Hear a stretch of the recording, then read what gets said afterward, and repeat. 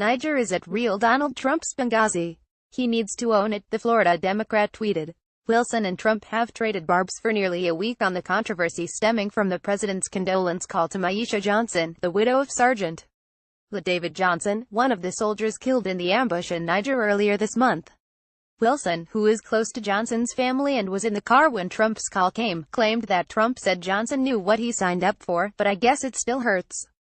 The family member who raised Johnson called Wilson's account of the call very accurate, and the White House has not refuted that Trump spoke those words. Trump said in an interview with Fox Business that he was very surprised to hear Wilson's account of the call, insisting the call was a very nice call. He also said he mentioned Johnson's name during the phone conversation, which Wilson said he did not appear to remember during the call. It is not the first time that Wilson has evoked the 2012 attack on a U.S. diplomatic facility in Benghazi, Libya, that left 4 Americans dead. It led to years-long inquiries into the circumstances of the attack and whether the State Department, under Secretary of State Hillary Clinton, bore any blame for what had occurred. This might wind up to be Mr. Trump's Benghazi, Wilson said on CNN's New Day on Wednesday. He needs to investigate this very, very closely because I will be making sure that Congress does that. Sen. James Lankford, a Republican on the Senate Intelligence Committee, said Sunday on CBS's Face the Nation that Congress wants a full, accurate story on what happened to Johnson and the rest of the soldiers involved in the incident in Niger. We have all the same questions that have already been mentioned there as well to find out what actually happened, Lankford said. That's the key aspect right now, is all the facts that are on the ground. The Oklahoma senator said he joined Sen. John McCain, Arizona, in his frustrations over a lack of details about the incident. What Senator McCain focuses on is getting the full story, not getting parts of the story or not getting conflicting stories, Lankford added. We want to be able to get the full, accurate story and get it right.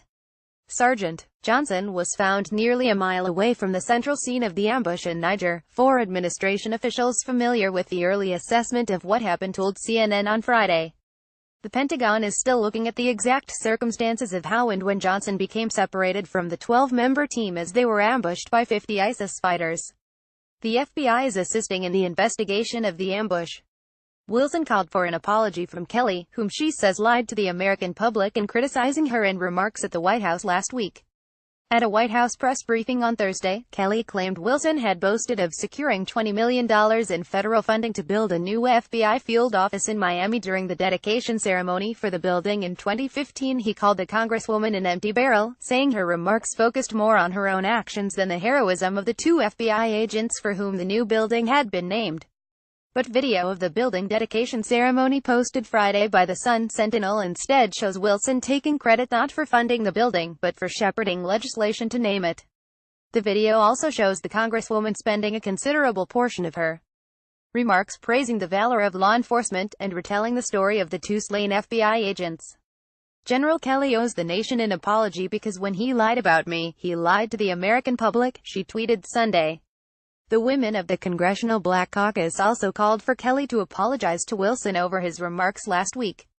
General Kelly's comments are reprehensible, they said in a statement Sunday. Congresswoman Wilson's integrity and credibility should not be challenged or undermined by such blatant lies. Khizr Khan, the Gold Star father who heavily criticized Trump during the 2016 presidential campaign, also criticized Kelly during a Sunday interview on Face the Nation. Instead of advising the president that restraint and dignity is the call of the moment, former Gen. Kelly indulged in defending the behavior of the president and made the situation even worse, Khan said. Our political leaders, elected by the people, are deserving of equal dignity and equal respect instead of being maligned on misstated facts. And that was beyond the call of the moment. The White House did not directly respond to the video that contradicts the Chief of Staff's claims, and instead repeated Kelly's criticism of Wilson as an empty barrel. The White House did not immediately reply to a request for comment on Wilson's latest tweets. CNN's Jeremy Diamond, Barbara Starr, Zachary Cohen, Evan Perez, David Shortell, and Megan Vasquez contributed to this report.